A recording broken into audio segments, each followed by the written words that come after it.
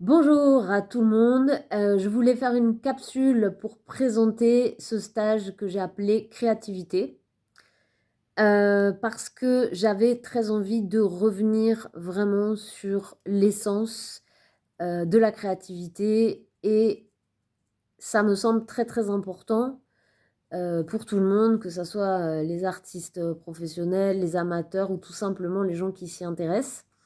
Parce que, depuis quelques années, comme vous le savez, tout le monde dit: «Il faut changer des choses, il faut évoluer, il faut créer des choses, il faut» et puis on constate que, souvent, ça bloque. Il se passe pas grand-chose.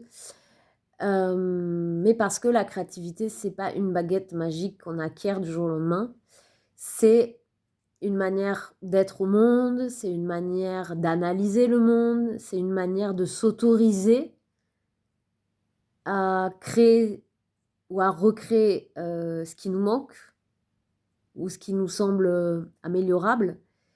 C'est une manière de créer des liens, de voir les opportunités des choses qui se produisent, de pas se laisser abattre, de savoir rebondir, d'être ouvert, de toujours, aller chercher un nouvel outil, une nouvelle inspiration à l'extérieur. Si on bloque quelque part, c'est comme un flot d'énergie qui s'arrête pas et qu'on sait utiliser parce qu'on sait que à cet endroit-là, il y aura toujours quelque chose de possible et on trouvera toujours une solution.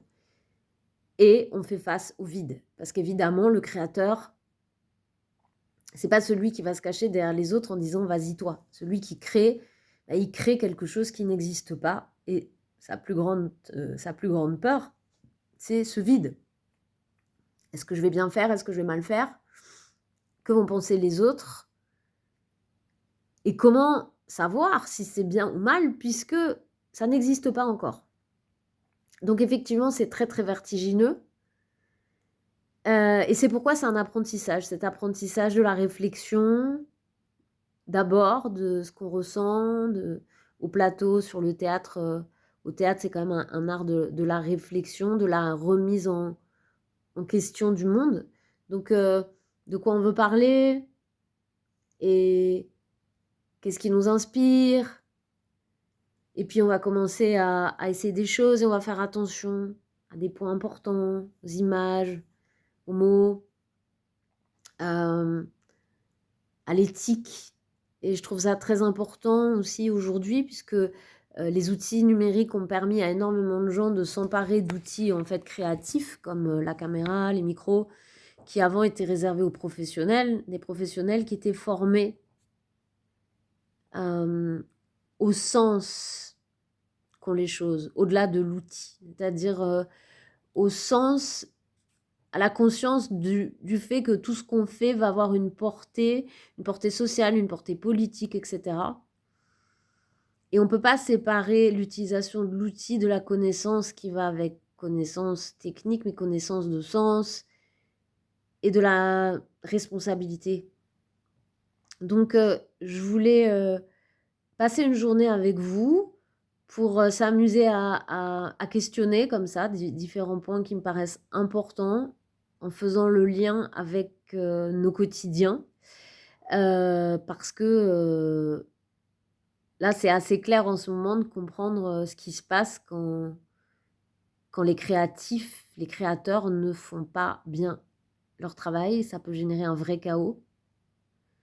Et ça peut aller assez loin. Donc derrière quelque chose qui paraît anodin comme une pièce de théâtre, il y a beaucoup d'enjeux derrière, sociaux, politiques. C'est à ça que sert notre corps de métier, notre profession. On fait rempart à beaucoup de choses historiquement et on protège une parole et on continue à parler, même des choses qui fâchent, surtout à des moments où on demande à tout le monde de se taire, non pas pour faire du bruit, mais parce qu'on sait qu'on protège quelque chose de précieux. Et au-delà de nous-mêmes et notre envie de nous montrer, on est des passeurs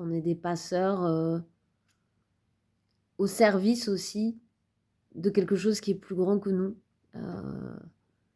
Et donc, on va essayer d'aligner notre création à notre intention profonde et en tout cas avoir conscience, quoi qu'on choisisse, de ce qu'on fait. Et si on le fait, c'est en conscience, on le fait. mais au moins, on sait ce qui est en jeu bien au-delà de nous-mêmes. Voilà. À bientôt.